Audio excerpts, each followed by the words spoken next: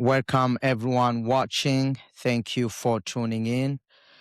This is the Kaburung Show live with Seth Kaburungu here on this beautiful day, March 25th, 2026. And it's another beautiful day that the Lord has made, and we are going to be glad in it because the Lord helps us through many things. We might have woken up today with so many different issues, different problems here and there, different challenges, temptations, but we are still alive. That's what matters. If God has given us the ability to wake up, it's because He has good plans for us. Yes, Jeremiah 29:11, the Bible tells me that, for I know the plans that I have for you, and not the plans to destroy you, but the plans for the future, the hope for the future, and to prosper. So I know God has good plans for me, even if things might not go the way that I want, but I know the Lord has good plans for me. So thank you guys for tuning in. Thank you for watching. May the Lord bless you so much. Yes, on this beautiful day with episode number 4, I'm going to speak, as I have been saying, that we are gonna speak about discipline for success. But before I dive in, I want to touch on a few things happening in our country right now. I do pray for TSA workers on the news. So many TSA workers have quit the job or they've been calling in absent because, we got partial government shutdown because the funding for DHS would not pass. And so I know a lot of families that work at a TSA at airports, they have been impacted in many ways. So I do pray for them that they find a breakthrough in this tough time that they are going through. And I know some of them might have family members out there, or they are married, might be husbands or wives and working at a TSA, and they're not getting paid. They're not getting paid, so they need to be paid. So I pray for them that they will be reimbursed.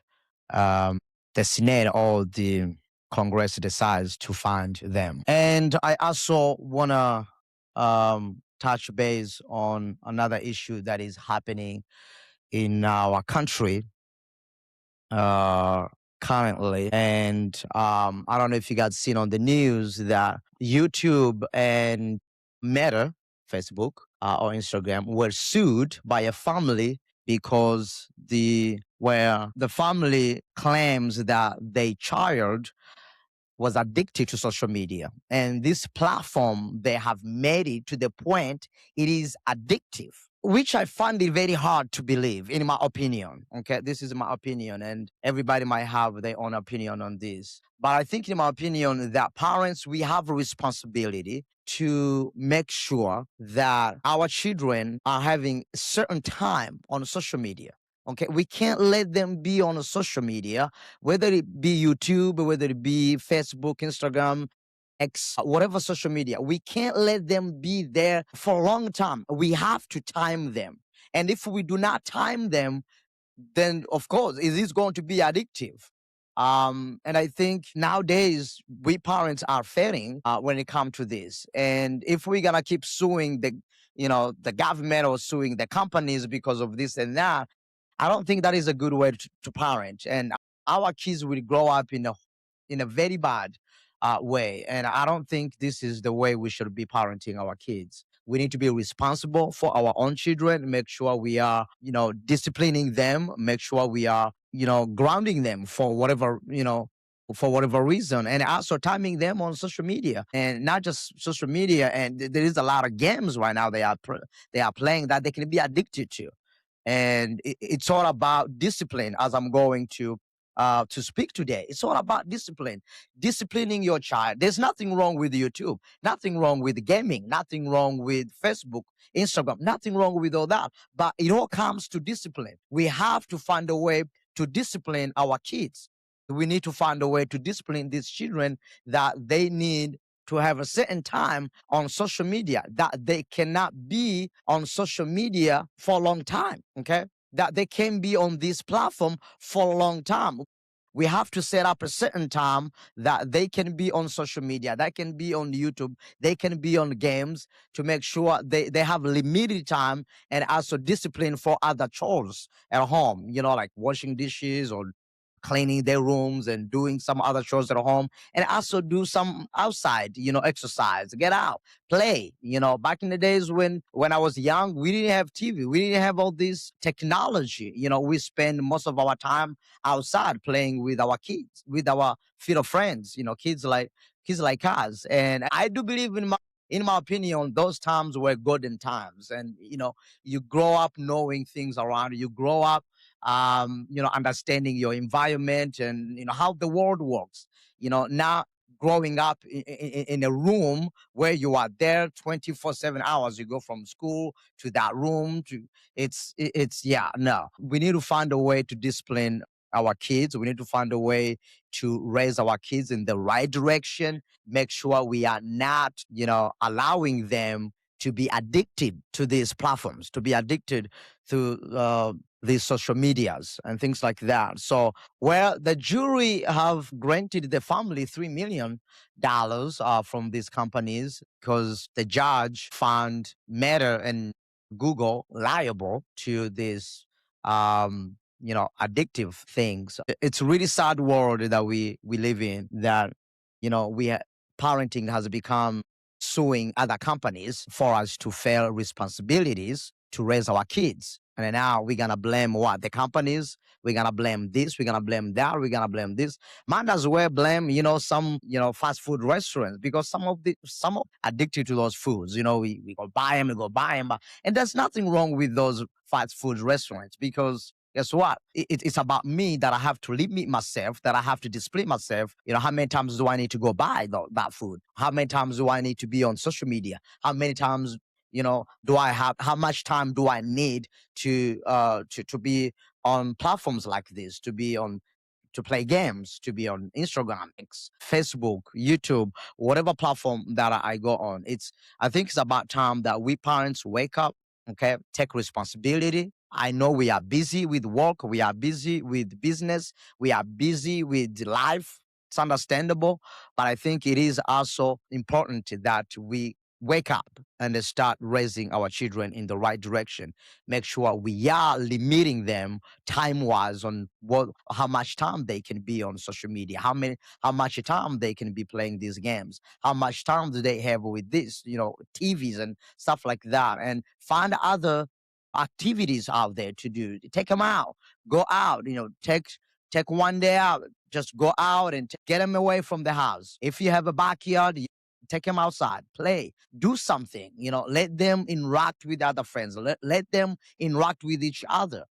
It's funny that children, siblings might spend a day without interacting with each other, because each one of them is on a tablet, the other one is on TV, the other one is on this, and it's really sad, the time we have come to these days. All right, let's dive in. We are going to be speaking about Joseph, beginning chapter 39. Now, I might not be able to read some verses, but if you go with me, we will be able to go through those verses. If you are watching and you have not subscribed, let me ask you to subscribe. And thank you so very much for your support. May God bless you for doing so. And let me ask you to share. If you are watching, hit that share button, whether you are watching on Facebook, whether you are watching on YouTube, hit that share button so others can tune in and watch with us. Genesis chapter 39 is where I'm going to begin. This is a story of Joseph, and it's a very popular story, have been preached in many different ways. But I think that this is a very good story to teach us about discipline. How can we discipline ourselves for success? How can I discipline myself for success? And Joseph's story, it's a very good story that is going to teach me and you how we can discipline ourselves for success. Joseph was born among 12 family members and one of the youngest, and he was so loved by the father, because Joseph was born from a wife that Jacob loved. Now you need to understand that Jacob had two wives, and one he did not work for when he went to his uncle's home to kind of work for the love of his wife. But the uncle tricked him, gave him Leah, and Jacob did not like it. And due to that culture, he had to marry that person. He had to marry that person because in the Hebrews culture back days, it was that a younger sibling cannot get married when another sibling is at home.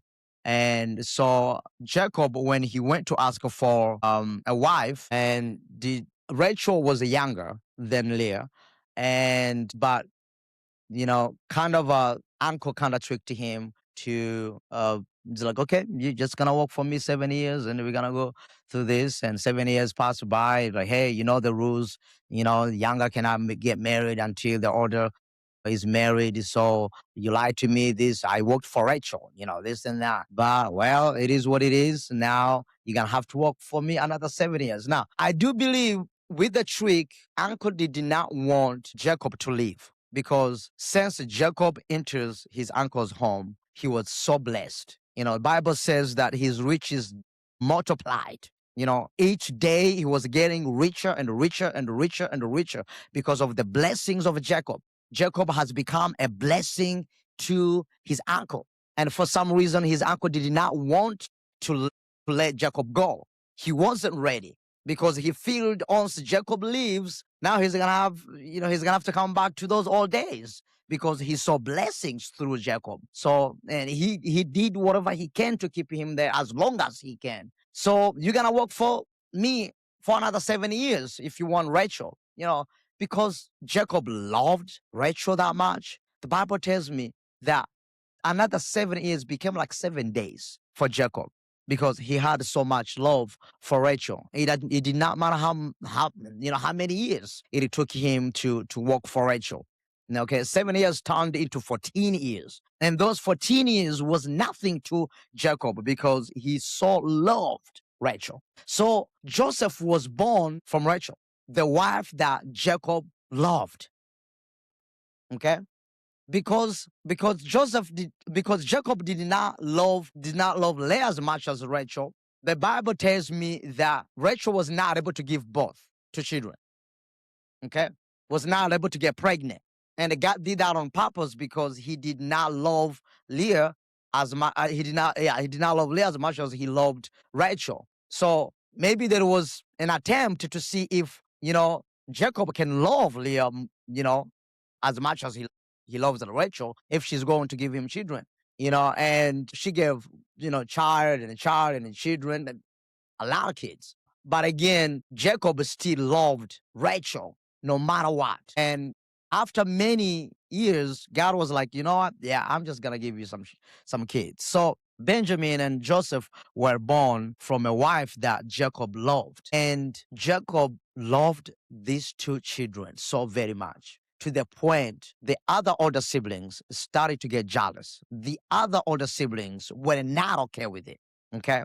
The other older sibling were very tempted in a bad way by the love that Jacob loved Joseph. And apparently, God has gifted Joseph in so many ways. He gifted Joseph so abundantly to the point that Joseph had a future that nobody would have thought of. And even Joseph did not know until he had a dream. Now, this was all God's plan because if you go back in Genesis, God told Abraham that your offsprings will go to Egypt and they will spend there 400 years in captivity. Okay? They will be slaved in Egypt for 400 years. This was a foretold story, okay, that was foretold to Abraham and to Isaac and to Jacob. It was passed on and passed on.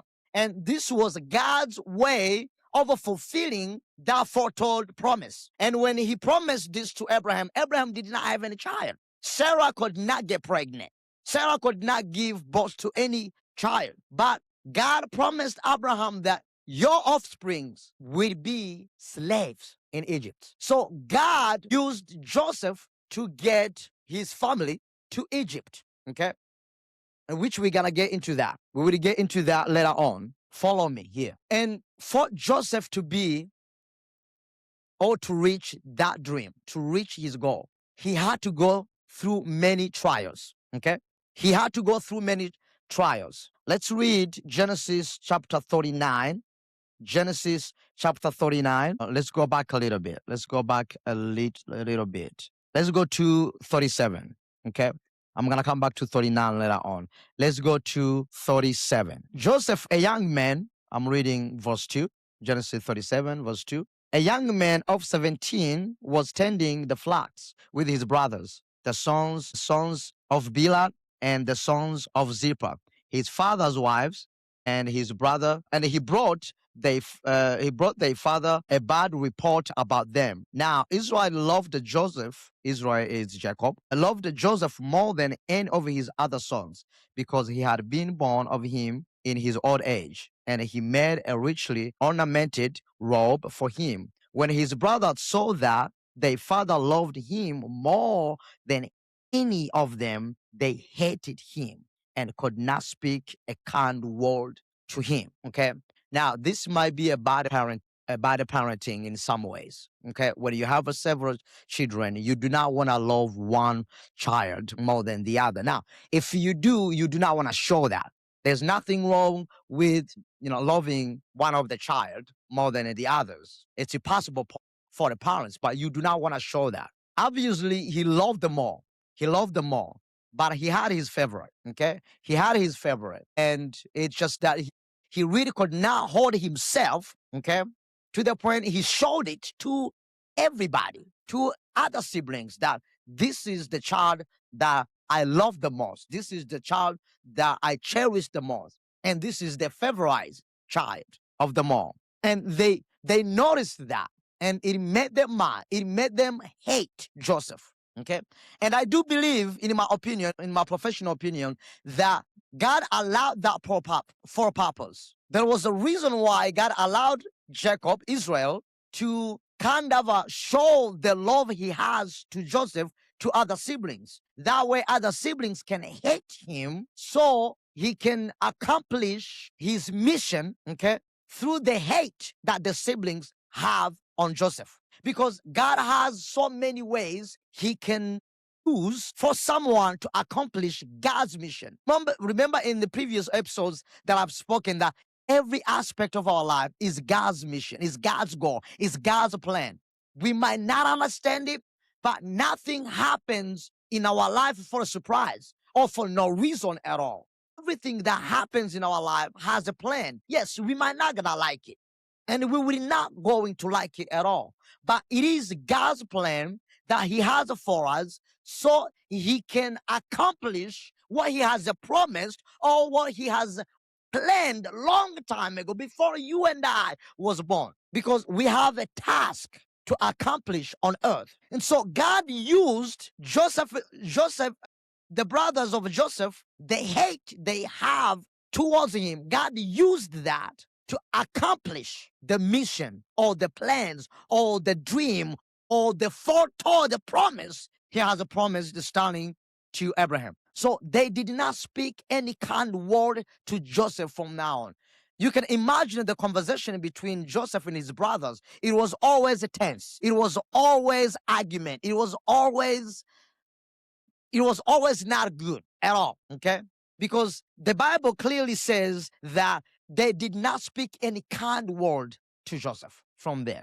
When they saw that father Israel has made a beautiful robe for specifically Joseph. He has never done that to us. I mean, he has, bought some clothes here and there, but he has not made any specific, thing for either one of us. That this is a gift from me. This is something that you're going to remember me for. He has not done to any other children except Joseph. And when they saw that, they hated him. They did not like Joseph at all. So one day Joseph had a dream. Okay. He was with his brothers and he had a dream. Verse number 5. Joseph had a dream. And when he told it to his brothers, they hated him all the more. He said to them, listen to this dream that I had. We were binding sheaves of grain out in the field when suddenly my sheaf rose and stood up upright, while your chiefs gathered around mine and bowed down to it. Verse 8, his brothers said to him, do you intend to reign over us? Will you actually rule us? And they hated him all the more because of his dream and what he had said.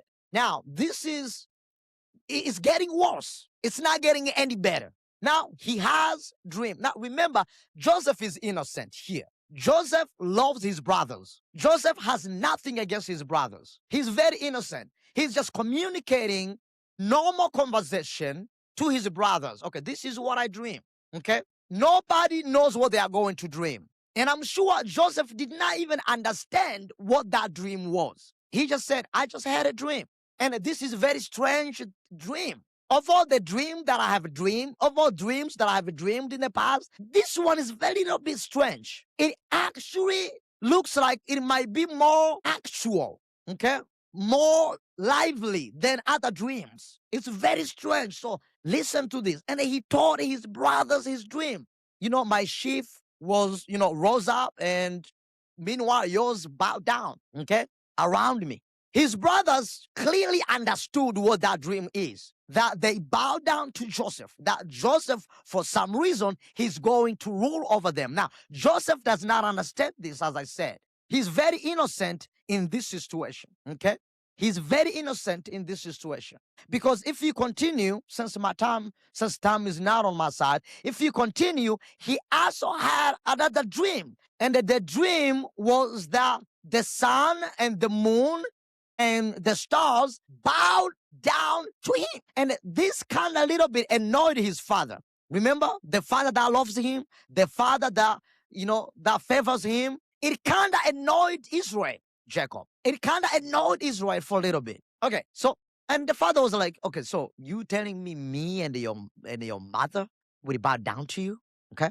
And again, Joseph was innocent. That's not what he's saying. He's not saying that, he's going to rule over his family or over, his father, mother, brothers, and sisters. No. This is the dream that I had. This is not something that I'm planning, people.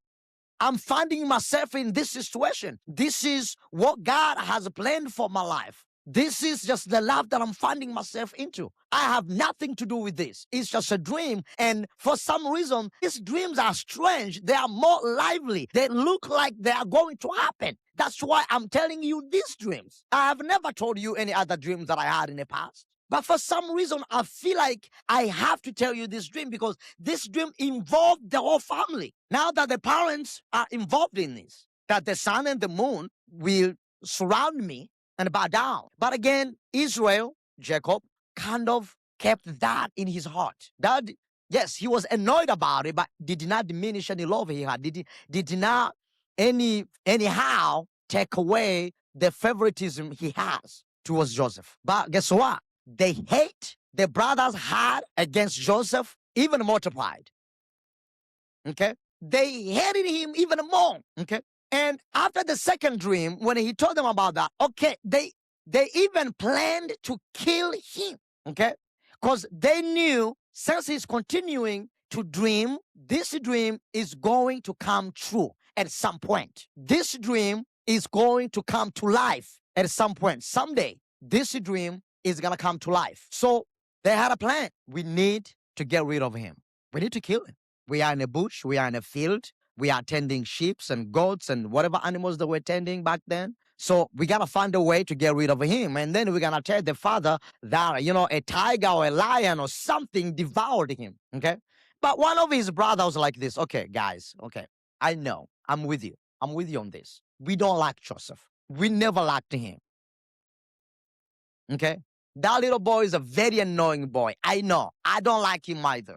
But what if instead of killing him, because his blood is going to be on us. We do not want to bring curse on ourselves here. So instead of killing him, instead of just getting rid of him permanently, burying him, we don't want to do that. What if we throw him in a ditch somewhere, we find a pit, we find a big one, and then put him somewhere there.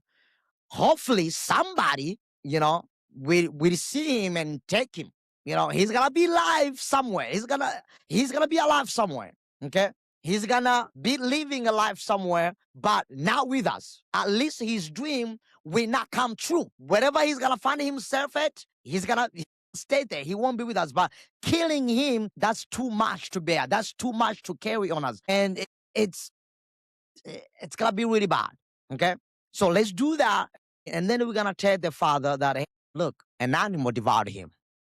Okay? Something ate him. Something just swallowed him up. He's gone. Your favorite son is dead. So we're gonna tell him that. So the sons, they did that, find a big pit somewhere, a large one, and by the road, and then they put him there, and yeah, he wasn't able to get out until somebody can help him to get out. And someone going to Egypt kind of saw him in a pit and got him out and took him with him. And the sons went back to Jacob, Israel. Father, your son is dead. What happened? Well, an animal devoured him. We told you that little dude, we told him to stay still, but he kept wandering around. He kept going here and there, kept playing with some animals. And, we kind of warned him, but he did not listen. He did not listen at all. So, yeah, an animal devoured him and killed him. He's dead. That kind of shook Jacob. Cried, spent days, months. He never, ever, it really shook him. It really shook him. He never went through it. It really shook him down. He spent days and months and years, speaking years, mourning for his son. He never was okay with it. He was never comforted in any way because every situation around him reminded him about Joseph. So it really shook him down. And as I said, this was God's plan. The brothers did not understand what they were doing because their main focus was the hate they have against the brother. Okay. But for some reason, Joseph knew this. He had a feeling in him. This is not normal. This is not normal. And I know God walked through that brother that said, instead of killing him, let's do this. And that is another way for Joseph, another step for Joseph to go to reach his dream. Okay. And as I said earlier, everything that happens in your life, it's not coincidence. It's not. It happens for a reason. It might not be okay. It might not be looking good, but it's just everything that happens. It's a step towards your future, towards your success. It all comes down to the discipline. Okay? It all comes down to the discipline. Even though Joseph was hated by his brothers, he maintained discipline. He maintained the conversation with them. He maintained interacting with them. And he did not grow any hate against them. He did not. Joseph continued the same love he had for his brothers. Again, remember, Joseph was innocent in this. So he maintained discipline in all of this. He has never wished anything bad against his brothers. Okay? So some guy, a diplomat in Egypt, took him. He met him. He gave Joseph a position to dominate everything in his house. Everything. Okay? And that guy's name was Potiphar. Now, Potiphar had a wife, a very beautiful wife, okay? And he told Joseph specifically, everything in this home, everything that I own here, and everything I own everywhere else, you rule over it, okay? I have found you very wise man. I have found you because the Bible tells me the moment Joseph stepped into that house, okay, Potiphar's home was blessed. That guy, just like his father. Remember his father when he went to his uncle's home and his uncle started being successful in every way? Same thing. When Joseph stepped foot into that Potiphar's home, he was very successful. He was blessed in many ways. And he recognized that since this boy has been in my house, I have been successful in many ways. I want to keep him, and I'm going to give him a position that he's going to rule, dominate over everything that I have. Because he's very smart, he's very articulate, and he's very well disciplined. He's very well disciplined, and he has brought success in my home. Potiphar recognized the talent that the brothers did not recognize back home. Potiphar embraced Joseph's behavior, discipline that the brothers did not recognize back home.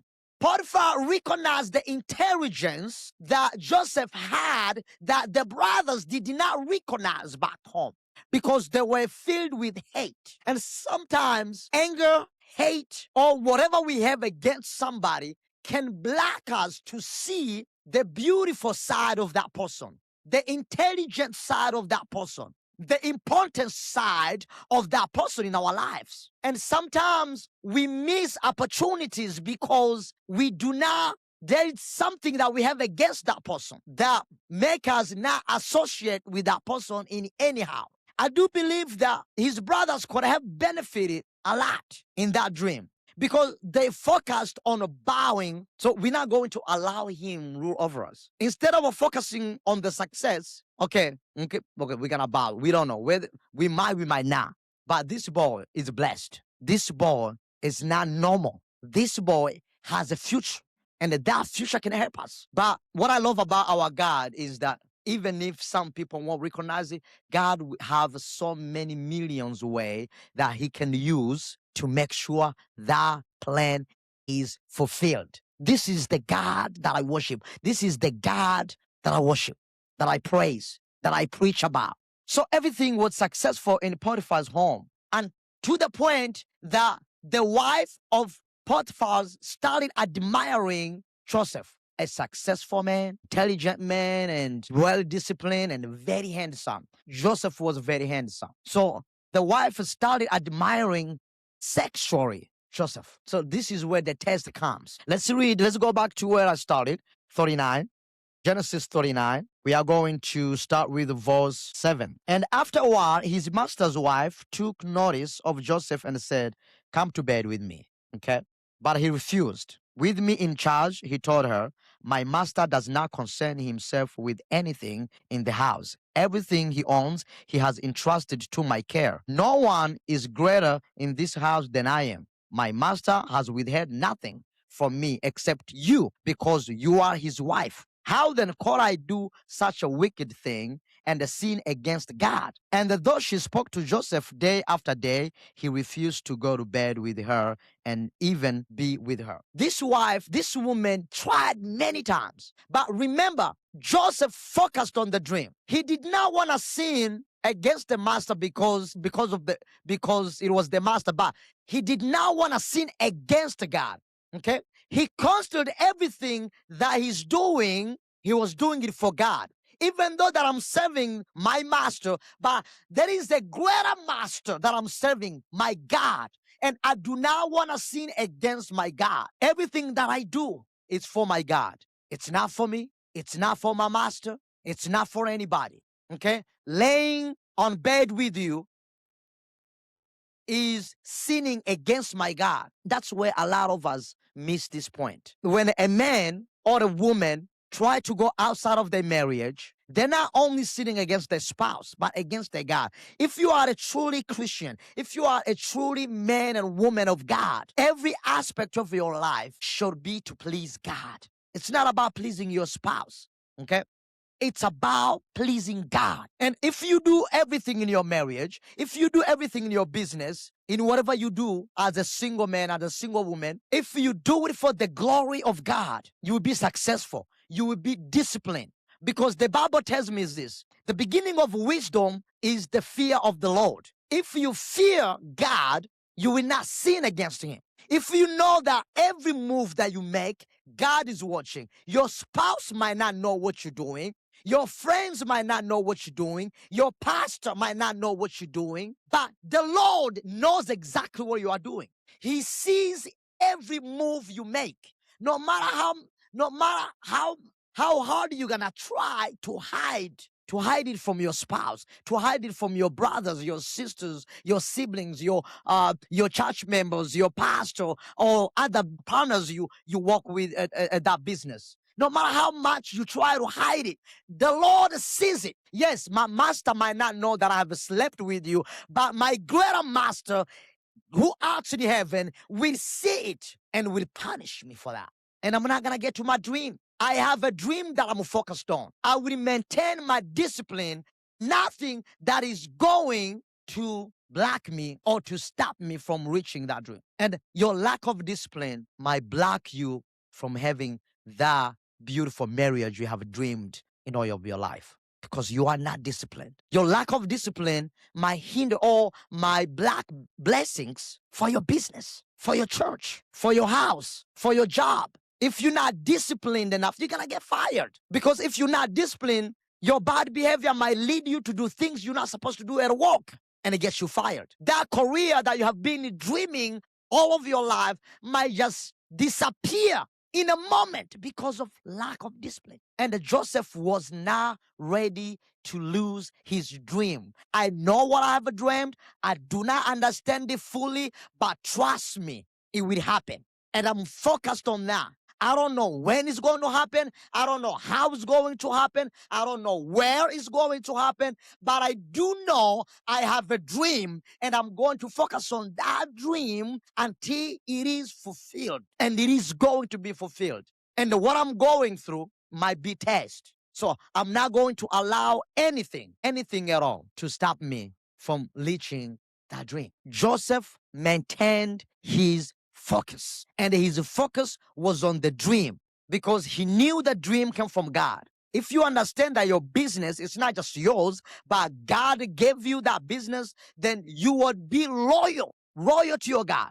You would maintain royalty to the Almighty so you can be successful in your business. If you understand that your marriage came from God, you would be loyal to God so you can maintain that marriage in good standard. You can have a happy marriage if you can maintain your discipline. No matter what you are going through, temptation cannot cause you to lose temper. Temptation cannot cause you to do something stupid that you don't want to do. It's part of who we are. We are on earth. Things will happen. But should we sin because I'm going through this? Should I sin because my spouse is not treating me the way I want? Should I go against my marriage and go out and sin and have a sexual interaction with another person, whether it be a man or a woman, because I don't like what's happening in my marriage? Should Joseph be like, you know what? My brother hated me anyway. I don't think I'm going to reach this dream. My family is against me here. Even my father, the one who loves me, the one who favors me, he told me that this dream can be true. What was going to happen? Let me try. Let me just sleep with this woman. But no, that was not in his thoughts, because he had a focus. No matter what I'm going through, this is my focus. I had a dream, and I want to reach that dream. I've dreamed of a happy marriage. I've dreamed of a successful billionaire, millionaire business. I am going to reach that. And then nothing's gonna stop. God has called me to start a ministry, and this ministry is gonna be successful. He told me that it's going to be successful. No matter what's happening in your ministry, things might not go the way that you want, that you expected, but keep that focus. Don't allow those temptations to block you from seeing that vision. Because the moment you lose the vision, that's where you start doing things you're not supposed to do. The moment you take your eyes away from that vision, from that dream, the moment you start slipping away. And when you slip away forever. Things change forever. They don't change occasionally. They change forever. Because what I do matters. What you do matters. You might not see the effect right now, but you will see in the future. And you will start remembering those mistakes that I made in the past, those little things that I did here and there, here and here and here and here. This is the outcome. And a lot of us are living in a very hard life, in a very bad life, because of the choices we made in the past, the wrong choices we made in the past, the wrong decisions we made in the past. And those decisions have contributed to the challenges that we are facing right now in our marriages, in our businesses, in our churches, in our ministries, okay, in our employment. It's not about the job. If you keep changing job here, and it's not about the company. This is about you, buddy. It's not about that the company don't like you. Everywhere I go, they fire me, they do this. It's not about the company. This is about you. You need to control yourself, and you need to examine yourself. Who am I? What am I doing wrong here? Something's wrong. And what the devil does, kind of tells you that what you're doing is okay. And that's the trick. He tricks us that what we are doing is fine. What we are doing is okay. And that's where we start being comfortable in our wrongdoing, and then later on we start facing consequences. Because remember, listen to this. When you face those challenges, the devil laughs at us. Okay? He rejoices because he has accomplished his mission to make my life and your life miserable. He's happy that I'm living a miserable life, that you're living a miserable life, that they are living a miserable, because that's what his intention was. And remember what Jesus said, John chapter 10. The thief only comes to steal and destroy, but I have come so they might have life. The devil comes to destroy our lives because he's living a miserable life over there. He does not want anybody to be happy. He wants us to be miserable. He wants us to, have a bad life, just like he's experiencing over there. But he's not going to come and tell you that you're going to have a miserable life. No, he's going to come he lied to Eve that you'll be fine. You're not going to die. You'll be all right. He lied to you, this, and that. And later on, Eve faced consequences. It's the same thing. He's not going to come in a bad way. He's going to come in a loving way. Look, what your spouse is doing is not okay. Okay, so you do this. Look, what they are saying over there in your co-workers, they are gossiping about you. They are doing this. And I think if you go punch one of them, if you go do this, they're going to get fired, not you. Guess what? Who's going to get fired? Not them. It's going to be you. Yes, you that Satan is talking to. Not the person you go to punch. Not the person you go to fight with. Not the person you're going to do whatever you're going to do with. That's what the devil does. And he has destroyed a lot of life because we have let him control our lives. We have given him a chance to contribute in our decision. And we should not let the devil contribute in our everyday decisions, because he does not want what's the best for us. So after a while, Potiphar's wife trying, he'd be like, okay, you know what? So I have tried so many times and he did not lay down with me. So he might tell my husband about this. So I need to find a way to report to my husband before Joseph does that this man tried to rape me. This man tried to have a sexual intercourse with me. So he thought that we can just get him out of here. Yeah. She told her husband, and Potiphar was very mad, very, very mad, put Joseph in jail. But Joseph's dream did not stop. He actually continued to do good in jail. Remember, everything that happened to Joseph is a step forward to his dream. Amen to that. Everything that happened to Joseph, I repeat, it was a step forward to his dream. Everything that happens to us, even if we don't like him, is a step forward to our successful future. Maintain discipline. Yes, people will try to speak things against you. People will try to plot, things that did not even happen, things that you did not even do, you did not even say, but they're going to say you said this, you did this, even if you did not do nothing about it. But remember, those things are steps forward to your successful future. Keep calm and keep discipline. If it was somebody, I know Joseph will be thinking, no, not that I'm in jail. So why did I not sleep with her? Because whether I slept with her or not, I'm in jail. So might as well, I would have just slept with her, because anyway, whether I did or not, I'm in jail. I'm facing consequences here. But that was not Joseph thinking. He knew that no matter what's happening around him, this is the test to reach my dream. I'm going to maintain calmness. I'm going to maintain discipline. And I'm not going to allow the devil to use me in any way, but I'm going to allow God. And because he maintained the discipline, okay, if you continue that chapter and to chapter 40, there were many people who had dreams, and Joseph interpreted those dreams. God continued to use Joseph in the midst of turmoil, in the midst of a trouble, in the midst of temptation, in the midst of those hard times, because he maintained the discipline. God continued to use him. And remember, he was doing this for God, and God knows and God knows Joseph loves him. God knows my child obeys me. He's royal to me. My child obeys every command that I command him. So I'm going to continue to use him, even though everyone around him hates him, obviously. Even the guy that was successful because of Joseph, just because his wife told him, he tried. He did not investigate. He did not do nothing. He was angry and allowed anger push him He pushed Joseph to jail. But he did not know that everything that he's doing is another step forward to Joseph's successful future. And God using Joseph in jail, he's being known. Okay. So allow God to use you. You do not have to live. If you are living in a place where you are surrounded by hate, you are surrounded by haters, you don't have to leave that place. Allow God to use you in that place. Trust me, you will gain followers. You will gain people who will believe in you.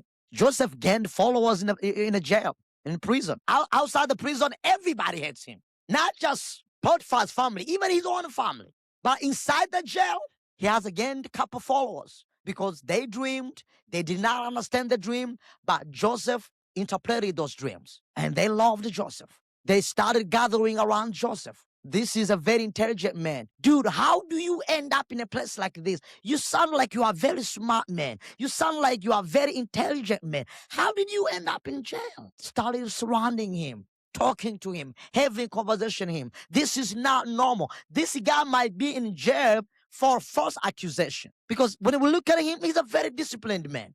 He's a very disciplined man. He might be in jail for wrong reasons. And they knew that. They suspected that because of how Joseph continued to maintain himself even in jail, even in a place where he should not be, even in the times where he would have given up. Okay, this is too much. Jail? Really, God? Jail? Really? Here? Come on. You got to do better than this. God continued to use him. God continued to focus on that dream he gave to Joseph. And Joseph also continued to focus on that dream he received from God. They were partners working together. And that's what Paul says. We are partners of God. We are not just ministers. We are not just, his children, but we are partners. We walk with him. He walked through us. If we focus on him, he will focus on us. Trust me. If we keep our eyes fixed to him, he will fix his eyes to us. He will, because that's the God that I worship. This is the God that I serve. He's a loving God, and he's a God that never, ever, ever leaves us, no matter what we are going through. So one day, Pharaoh, chapter 41, Pharaoh had a dream, and that dream troubled Pharaoh so much. And he told his advisors that if you do not interpret this, I'm going to go mad. I'm gonna go mad. Somebody needs to translate this because this dream is troubling me. It looks real. It looks like this is going to happen, but I don't know what's going to happen to me. I'm gonna go mad here. Some of his men tried and they tried, but they did not. But remember, I told you that Joseph started to have some followers in jail. So one of the person that was interpreted, that his dream was interpreted by Joseph, told Pharaoh, my king, there is a man in jail, prison. I had a dream one day and I did not understand it, but he did interpret. He interpreted that dream to me and it came to life just like he said. So this man is very intelligent. I do believe if we give him a try, he might be able to interpret it, to translate this dream. Okay, bring him that man. So Joseph got out of jail, went to the king. From jail to the king. Remember, every step in our life, no matter how bad it looks, is a step forward to our success. And those little good things he did in jail promoted him later on. Do not stop doing good just because you are facing hard time. Continue to do those good. Even if not everybody is noticing that good, but there is that one person out there noticing that. Come on now. There is that one person noticing that. And guess what? One person is going to make you promoted. So those few followers, he had many people hating him, including his family. But that one follower, that one friend, that his dream was interpreted by Joseph, spoke to the king and told the king, this man might be able to interpret a dream. He might be able to translate it. Pharaoh told Joseph, this is the dream that I had. This and this and this and that. And Joseph was like, okay, king, this is what's going to happen to you. This is what's going to happen to this. This is and that, and this is and that. And since he was able to translate that, king promoted Joseph to a position of a prime minister in Egypt. Hallelujah. Joseph was promoted to become a prime minister in Egypt. Every little thing that you're doing will be noticeable. Trust me. Don't lose hope. Don't give up. Not everybody might notice that, but there is that one person who's going to notice it. And that one person is going to be a path for you for success. Maintain your discipline. Do not lose it. Do not lose it. Don't let the devil lie to you. Okay? Because whatever the devil is telling you is a lie. It is a lie. And it is going to destroy your life. And you are going to regret those decisions for the rest of your life. Okay? Do not let him do that to you. Maintain your discipline. Maintain your focus. So fast forward, there was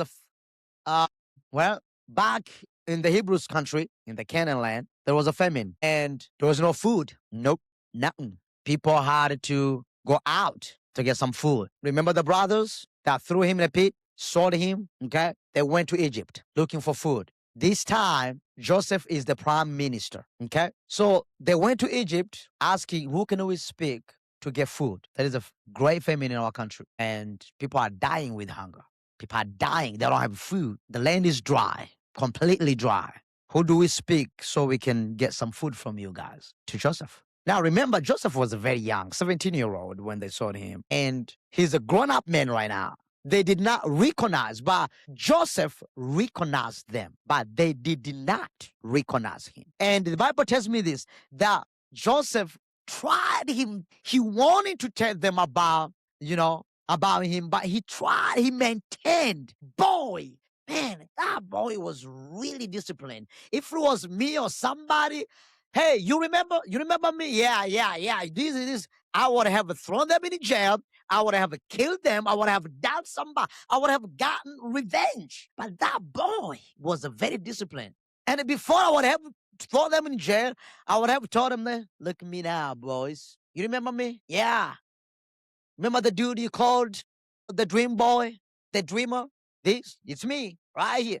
But he controlled himself because he was very disciplined. You do not want to be happy when your enemies are facing troubles. You do not want to rejoice. You don't want to rejoice. Pray for your enemies. Pray for their success. Joseph actually felt bad, really bad. These are my brothers. They're going to die with hunger if I don't do something about it. I have a chance to do my revenge, but I'm not going to do that because that's not who I am. That's not who Joseph was. Remember, he's better than them. I'm a disciplined man than they are. So I'm going to maintain my focus because I have a dream to fulfill. Even though I am already a prime minister, I'm not there yet. Every little mistake I would make can and I won't be demoted by any reasons. No, I'm going to maintain my discipline so I can stay prime minister of Egypt. So every little thing I do matters. He had a conversation with them. He told them,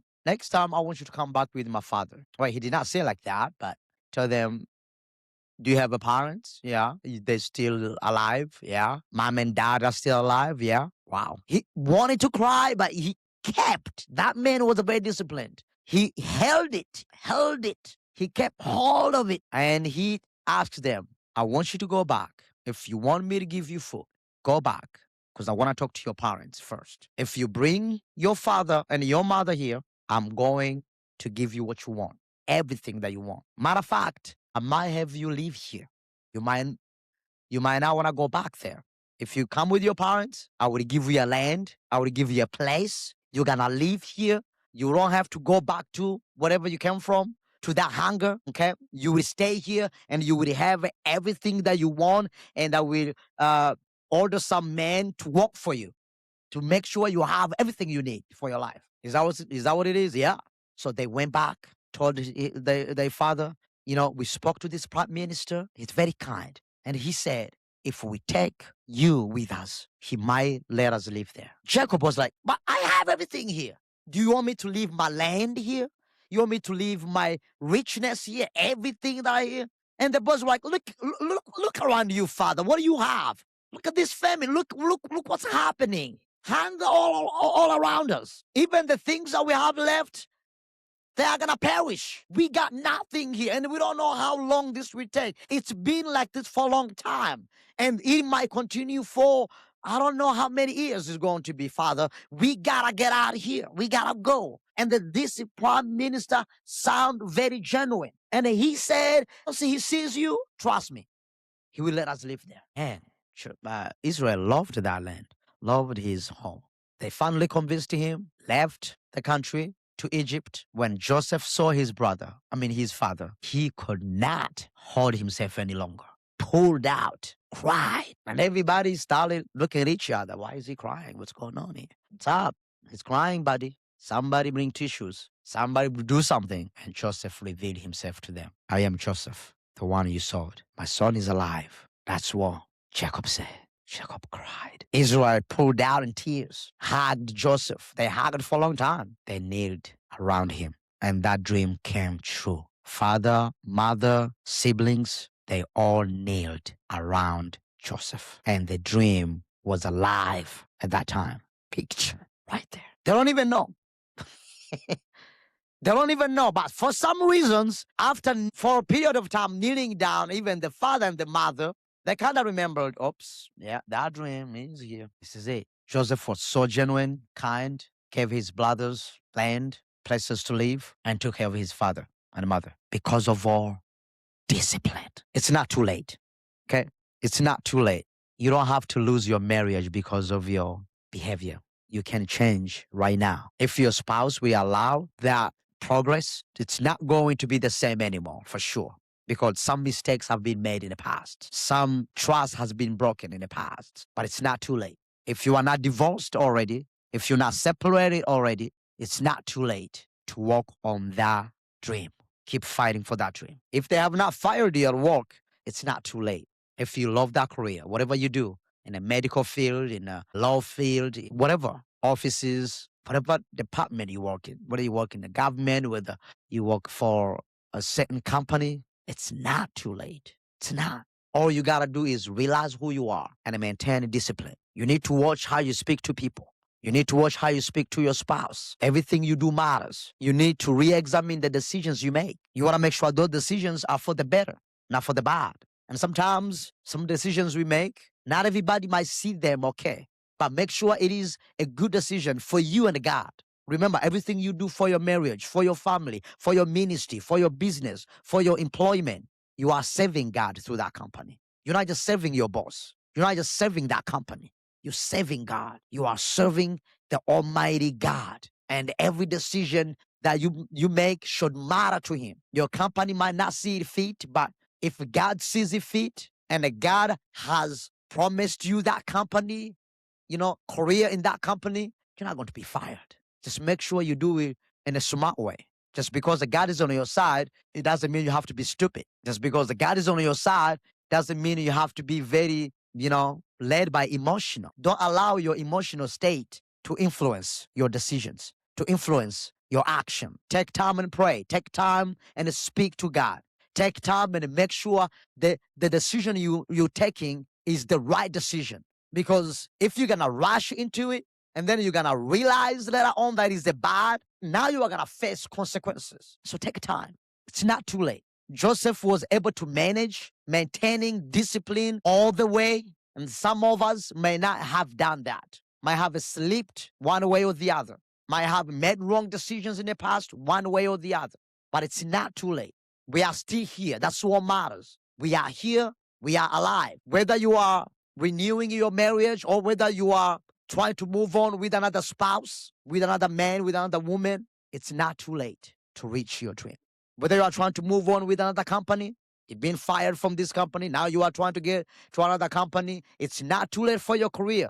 Your career remains. Just learn from your past mistakes and maintain discipline. It's not too late to boom that ministry. It's not too late to boom that business. If some past decisions you have made that have made you lose the business or, not boom the business to kind of lose value, it's not too late to bring it out, to make it successful. It's not.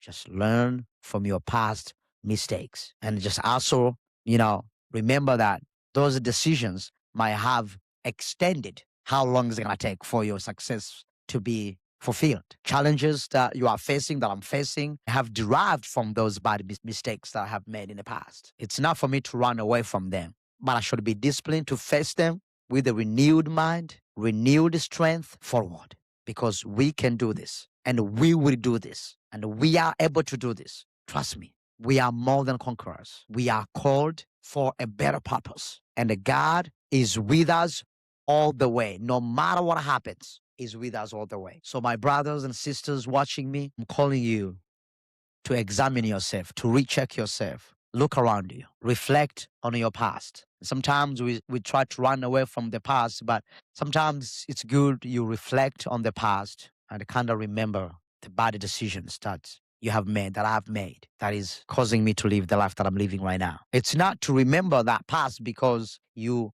want to relive that past or you want to be mad about it. No, what led me to do that can lead me to do another stupid thing later on. Paul says in the letters he wrote that what happened to Israelites is a lesson to us. So we're not going to make the same mistakes that they made. The Old Testament is here for us in the New Testament to learn the mistakes that Israelites made. The nation that was loved by God, that was chosen by God, but they have done so many evil things against God. So we need to learn from them. We don't read the Old Testament so we can relive it. No, we want to learn from those mistakes so we do not, find ourselves in those mistakes. Because if we lack knowledge or acknowledgement of a history, we are doomed to repeat the history. If we don't learn the history, if we don't go back, reflect on our old ways, we are doomed to relive that old life. And if you are not proud of who you were in the past, then you need to go back, reflect yourself to it. What did I do? What do I regret? That can help me go forward right now because it's possible to go forward. It is possible. It is possible. And if you are proud of your past, then continue doing good. Maintain that discipline. If you are successful, remind yourself why I'm successful. It's because I have maintained myself from this, from this, from this, from this. If you are doing something that nobody knows and you are hiding it everywhere, don't think one day it's going to come out. If you don't stop it, it's going to come out. And you need to be honest to your partners, your spouses, your church members, your fellow church leadership, because hiding it is going to hunt you down and it's going to destroy everything. And sometimes we think hiding things help us to maintain what we have, but it's a lie because you are living in a lie, and a lie does not last long. No matter how long you gonna try to hide it, one day it's gonna come out and you won't have a chance to fix things. Meanwhile, you still have that chance to fix it. It's a good time. Yes, it's gonna be really bad. You're gonna face consequences. It's okay. Be ready and be responsible because you made those decisions. Be responsible now. At least gonna be out of the way because you don't want to wait until it is no longer fixable. Now you won't only have a chance to fix it, but eternally face judgment. So let's bring ourselves to God and remind ourselves that everything we do matters. Everything we do is for the glory of God. Everything we do in our lives. Once you realize that everything you are doing is for the glory of God, you won't sin against God. If you realize that you are serving God in that marriage, you won't sin against God. And guess what? You're not going to sin against your spouse because you're serving God. You won't sin against your co-worker. You won't sin against your business partner. You won't sin against your church member or your fellow partner in your church leadership because you are serving God. And I assure you that everything that you do, you'll be successful. You will be for sure because we serve a loving God that is with us always and always forever. So thank you for watching. Thank you for tuning in. May God bless you. And if you have not shared, please do share. If you have not subscribed, please do subscribe. Okay? Do subscribe so you can watch more videos. I will continue to post more episodes and I will continue to answer questions of my followers. Okay? I will also be live. April 15th. I will be live April 15th, same time, 6 p.m. Central Time, 7 p.m. Eastern Time. And this time, I will have my very first guest, and that will be my lovely wife. Okay? My lovely wife will be my very first guest that I'm going to host on my show, April 15th. So subscribe, share, invite your friend to come along. We're going to have a very productive conversation about life in general, about marriage, and about successful marriage and successful life in general. I have said in the past that our marriage has been so very enjoyable in many ways, but filled with challenges here and there. Okay. So I've spoken many things about family values in my pre-episode. Okay. And in my other episode that I have posted here on YouTube. And so we kind of go back to that, and we really have a productive conversation. So tune in that day if you wanna watch me live with my wife. She will be in this room with me live. Okay. So we can share with you some things here and there. So remember to tune in and remember to subscribe. April 15th, 6 p.m. Central Time, 7 p.m. Eastern Time. I will be again live with my very first guest, my lovely wife. Thank you so very much. May God bless you, everything that you do. Okay. May He bless the works of your hand, and may He bless your ministry. If you are watching me and you are a minister, may He bless your job, your employment. I pray for longevity in your employment. If you have a business, I pray for success in your business. If you are married, I pray for success from your marriage, family, children, everything that you do. May God remember you. Okay. In times of trouble, may He remember you. In time of trouble, in time of turmoil, in time of temptations, in time of challenges that you can't go through on your own. May He remember you and walk with you through that time. And He will. He will. Because He's that God and He's that good. He's that good. Thank you for tuning in live with me. May God bless you so very much. And I will see you next time. I will continue posting other episodes. Until then, tune with me April 15th, 6 p.m. Central Time, 7 p.m. Eastern Time. Thank you.